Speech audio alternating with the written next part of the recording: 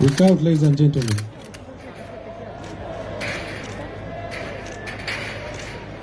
Poised to note, as the recruits are stripping the AK-47, they are aligning the parts accordingly to the way they are supposed to be aligned.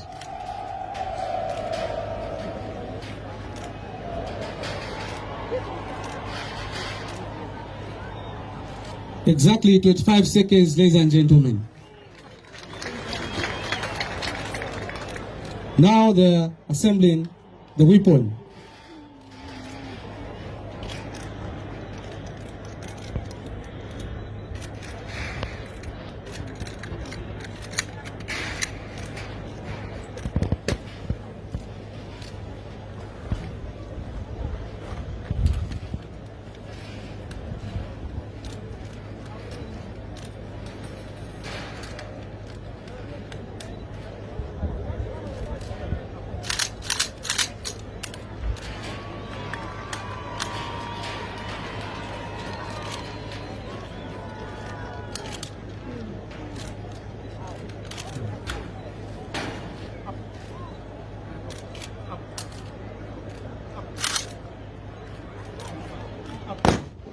Now the recruits have certified that the weapon assembled properly and ready to be used.